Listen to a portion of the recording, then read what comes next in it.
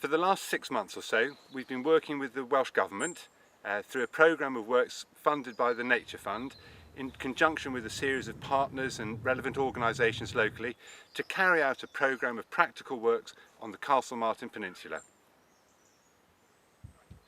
One of the focal points of the project was the Stackpole Lakes and looking at how we can manage them sustainably now and into the future. When these lakes were first created, 200 years or so ago, they were all open water, but successively since then they've silted up. The problem with increased siltation in the lakes is it encourages greater vegetation growth, and that means that there's a loss of open water habitat that the species and the lakes are dependent upon. We've been working with our partners, Natural Resources Wales, as well as the adjoining farmers, to see what we can do to improve the situation.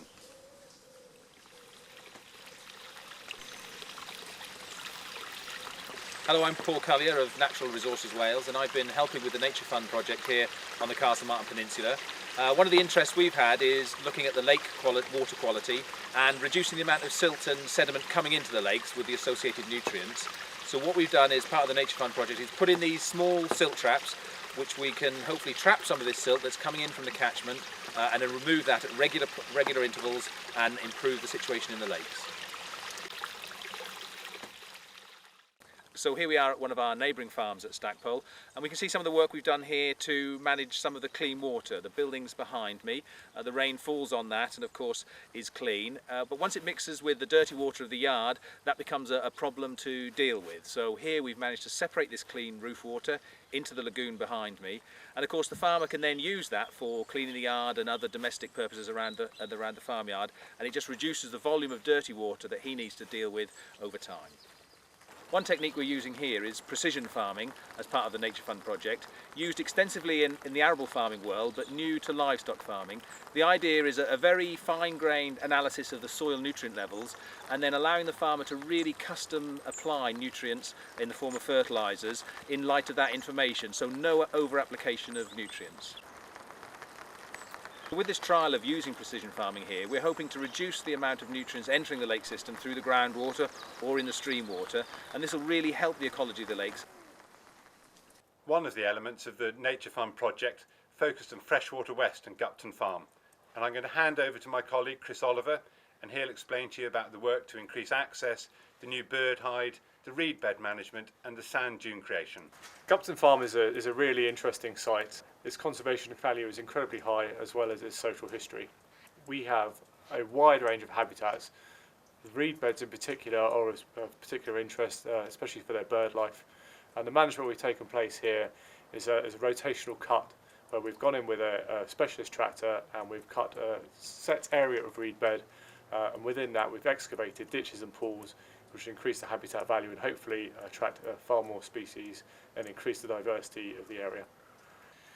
We couldn't manage a beautiful site like this without allowing public access in some form or another. So thanks to the Nature Fund, we've been able to produce 5 kilometres of permissive paths which take you around the various habitats of the farm, including the reed bed, dune grassland, the sustainable agriculture aspect, and the agricultural buildings can be seen from a distance as well. It's been done in such a way that it's very discreet. We've used, where possible, local timbers, sustainably sourced and milled locally, and we really hope that people will come in and enjoy this beautiful walk and the wildlife that they'll see within it. Another thing we've been able to produce very much thanks to the Neptune funding is this beautiful roundhouse bird hide, which was made almost completely out of timber from the estate. It was made by Andy Gill of Phoenix Woodcraft, who's a roundwood timber framer, who's produced this beautiful structure with a reciprocal roof, so it's completely unsupported. We really hope that this is going to provide an opportunity for visitors and keen birders alike to come in here, be sheltered from all the weather that we get here in Pembrokeshire, and enjoy the wildlife for years to come.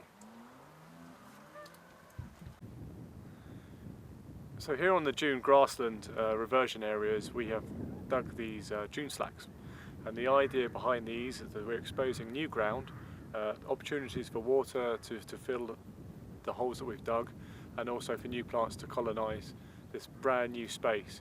What's really important about this area, about this particular stack, is the fact that it is sand underneath. You can see that this was a dune grassland, and that's what we're trying to revert it to. Money from the Nature Fund was instrumental in making this happen, and it's just going to take a few years for everything to establish.